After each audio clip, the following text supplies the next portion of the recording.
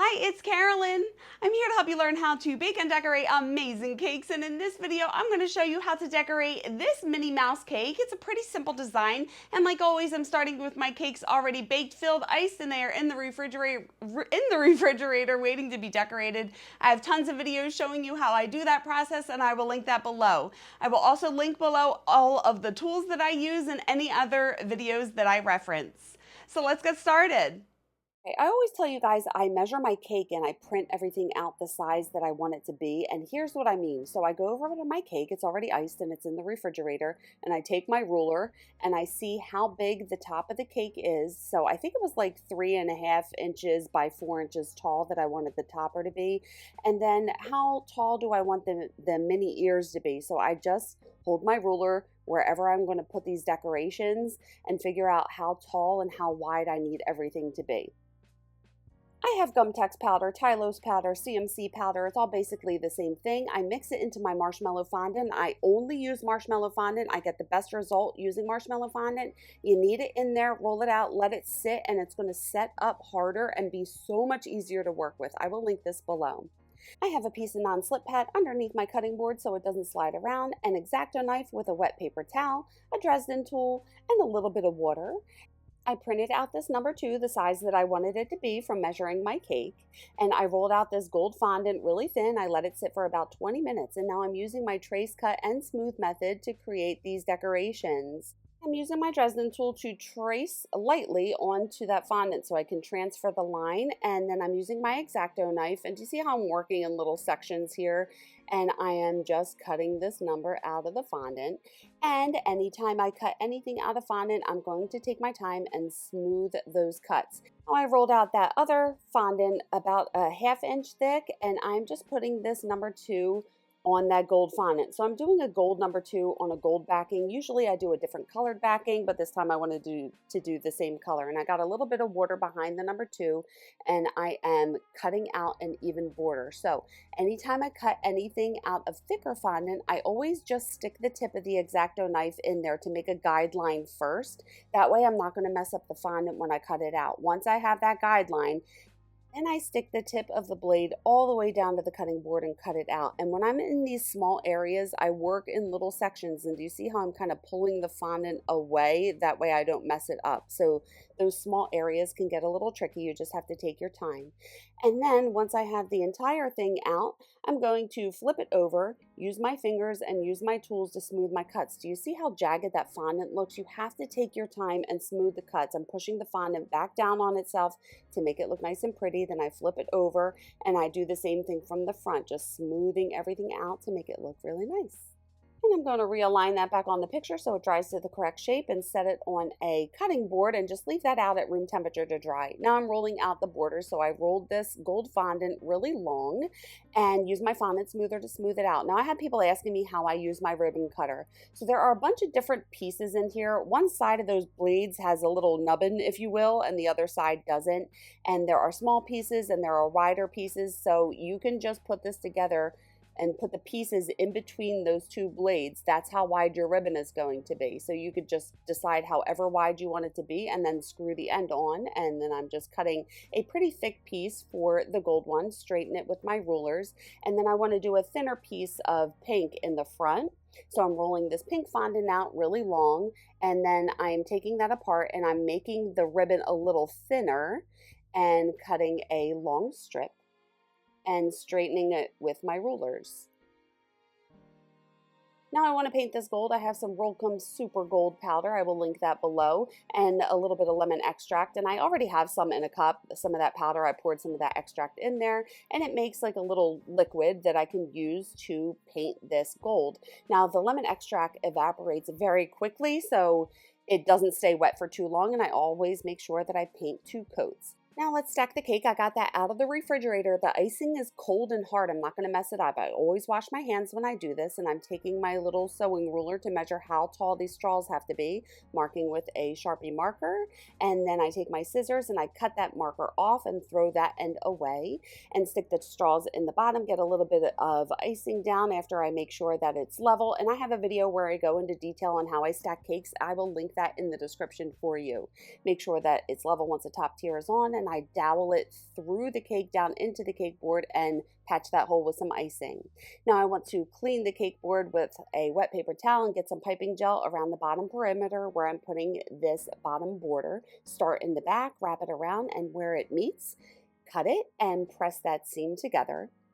And then I take my palette knife and just press that down to make sure that it is nice and even. And then I'm getting a little bit of piping gel around the back. And I like to use Crisco. Crisco is a little more forgiving. I'm just using Crisco on that bottom half. And then I'm putting that thin pink ribbon down and just using my palette knife to make sure that it's even. Use a dry paintbrush to get rid of any cornstarch, and that looks good. Let's put that back in the fridge. Now I want to make the polka dots, so I have this dusty rose fondant and just a piping tip, and I'm cutting a bunch of polka dots out. And I will link that dusty rose color that I used. I just used a little bit for the light pink, and I used a little bit more for this darker color. And let's set those polka dots aside. And there's Game of Thrones. It always keeps me company while I'm working. So I got that out of the fridge, and I'm putting these on in like a number 5 pattern like you would see on dice. So I'm starting in the very front of the cake, and I'm just eyeballing it, making sure that these are evenly spaced apart, getting a little bit of water behind each polka dot and sticking it on. So I'm starting in the front, I work back to the right, and then I work back to the left until I get to the back of the cake. And then I'm just, before this water dries, I'm just taking my time to make sure it's all evenly spaced, and let's put that back in the fridge. I wasn't recording when I put the skewer in here, so what I did, I wet that skewer, and you see how I have to stick it a little bit over to the left. If I put it in over to the right, you'd be able to see it, and I stick it halfway in there and I twist it. Do not jab it in or you're going to distort the number. So I just screw it in there until the skewer goes in about that far. And now I want to paint this gold. So I got that Rollcom Super Gold again, and I want to make sure that I am painting all of the sides. This is going on the top of the cake, so you're going to be able to see all angles. So I'm painting the sides and the back, and then I want to pick it up and make sure that I didn't miss any areas. So just focusing on the sides and the back first, and then I'm going to let that coat dry, and then I'm going to paint another coat. So remember, like I said, this dries pretty quickly, so I can immediately paint that second coat of gold. And then I'm going to flip it over after like 2 minutes once the back dries and paint the front. So again, I'm doing a first coat, and then once that dries, do a second coat. And now it looks like a nice pretty deep gold, and let's set that aside. I'm putting this on the number 2, so I measured that and printed that out the size I wanted it to be. I rolled it out that dusty pink fondant really thin, and again, I'm doing my trace, cut, and smooth method to create this. You want to make sure you get all of those little inner pieces as well, and once I have that all traced onto the fondant, I'm going to cut it out. Now, I always cut the inner pieces out first and take my time and smooth those cuts before I cut the rest of the letters out. Just trust me, it is so much easier to cut the center pieces out before you cut the rest of it out. And then once all the center pieces are out, I will cut all of these letters out. And you see I work in little sections as well. And again, once I cut anything out of fondant, carefully remove it so I don't rip the letters. And then I'm going to take my fingers and take my tools and take my time and smooth all of my cuts.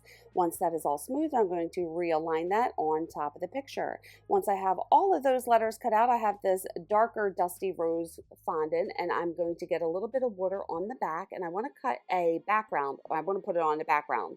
So I get all of these letters down there, make sure they are in the correct position, and then I'm going to get really close and cut an even border around all of the letters. So I'm just taking my time and using my knife just to cut this out. And again, do I even have to say it? I'm going to take my time, use my fingers and my tools to smooth my cuts and realign that on top of the picture.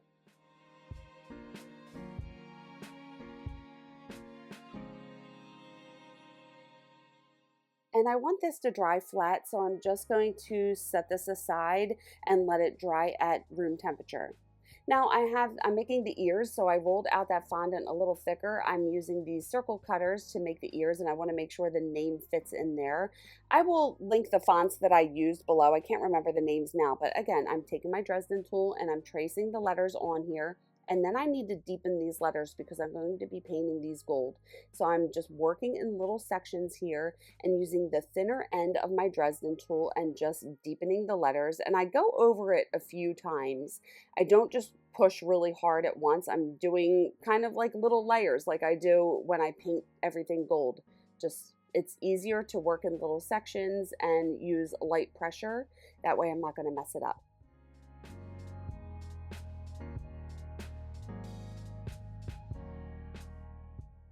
And once I have that done, I'm going to take this really skinny paintbrush and use that Rolcom Super Gold and paint this. So I'm just working in small sections again, and you need to use a really teeny tiny paintbrush to make sure that you can get into these little areas. And I'm just picking up a little bit of that color and carefully painting all of these letters. And again, anytime I use this gold, I like to go over it again with another coat. I just feel like the second coat really deepens that gold color.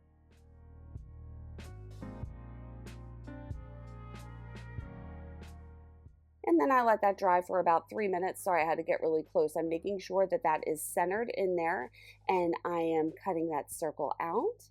And of course, anytime I cut anything out of fondant, I'm going to take my time and just smooth those edges. And then I want to take my time and cut out the ears. And do you see how I'm cutting out the ears so they conform to the shape of that circle? This will make sense as I do it, but cut them out, smooth my cuts.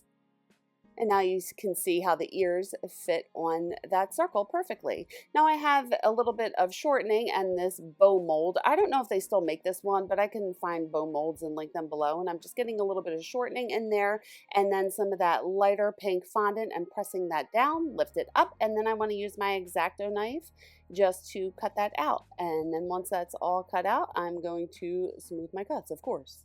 And I'm just going to let that dry, so I'm going to set that aside. Now I want to cut the top border. So again, I just have my ribbon cutter and I cut the long ribbon and use my rulers to straighten it out. I got that out of the refrigerator, and I'm getting a little bit of piping gel around that bottom part. And let's start in the back and wrap that around where it meets, cut the seam and press it together. Use my palette knife to press it down. And now I'm getting a little bit of icing in the middle and some piping gel around the edge. That way the icing doesn't seep out the side. Make sure that's center, and I'm pushing that down against the top tier, getting some piping gel behind both of the ears and sticking that down. And then I'm going to get a little bit of piping gel behind the bow and put the bow on as well. Now here's my weird way I make bows. I rolled that pink fondant out really thin and I cut it in half. I align the bottom edges and I cut straight edges down both sides. You want to lift that fondant up so it doesn't stick and put it back down. Now I'm going to start down on one end, go up in the middle, and come down on the other end, and lift it up and put it back down so it doesn't stick together, and then start on one side, curve it down, and then go back up. So it's just my weird way of making the loops, but it's effective. So I'm taking my fingers and smoothing the edges, get a little bit of water, fold it in half, fold it up and down. And I'm going to do the same thing for the other loop. So I'm getting some water down, fold it in half, and then fold it up and down. And I'm going to cut the center pieces just so they sit flush. Now I have my ribbon cutter at the widest setting, just cutting the tails here. So I cut the ribbon, cut it in half, and then I'm cutting the ends on a little angle. And again, I'm folding it up and then down and get a little bit of water in there so it sticks together. And I'm going to curve that down on one side and getting the water down, curve it up and down, and then push those pieces together. And the one is going to go down on the left, the one is going on top on the right, and then I cut a rectangle and I'm folding in the edges just to make it look nice and neat. And I'm getting a little bit of water down on those tails where they are touching the ribbon. Do you see how I'm doing one on the bottom and one on the top? This will make it look like a little more fun, if you will. And taking my X-Acto knife to cut straight edges so it sits flush. I'm getting a little bit of water behind that center piece, and in the middle where they're going to touch, put half of it on one side, half of it on the other, making sure those tails are not in the way. Then lift it up and tuck it behind the bow. And here's my bow. Now I want to make sure the loops don't sink, so I have a paper towel, fold it in half and half again, roll it up and stick it in one side. Again, fold it in half and half again, roll from one end to the other and stick it in the other side. That way the loops will hold its shape. Put it on a cutting board and let's put it on the cake. So now that cake is still cold. The icing is hard and I'm not going to mess it up. I'm just holding this up where I want it to be, get a little bit of icing behind it. I remove that paper towel so I can easily work with it. So wherever the loop is touching the cake, I'm getting a little bit of icing behind it. And again, like I just said, that icing is solid. So as I'm pushing this against the cake, I'm not going to mess it up because it's cold and hard. So anywhere that the loops and the tails are going to touch the cake, get a little bit of icing behind it. And then I want to give it some motion. So I'm curling down the edges just to make it look a little nicer. And again, getting some icing down where it's touching the cake, and I'm going to curl that up. And then I'm just removing that paper towel just so I can get this in the right place. I got some icing behind that loop where it's touching the cake. And then I want to put those paper towels back in there so the loops stay open as that dries.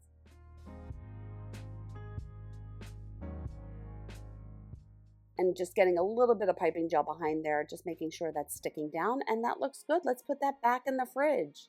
And now I just want to decorate this. So that dried overnight, so that bow is holding its shape. I'm getting toothpicks on either side of that skewer. That way it's not going to twist when it goes on top of the cake. Get a little bit of icing underneath it wherever it's going to touch the cake, and I'm pressing that down. Wherever any icing is seeping out, I'm just taking a dry paintbrush and removing that. And I'm like, where do I want to put this? I think that looks good. Let's get a little bit of icing behind the O and stick that down. And wherever there's icing seeping out, I'm taking a dry paintbrush and just removing the excess icing. And then I'm doing the same thing wherever that's going to be touching the number 2, get some icing behind it and stick that down.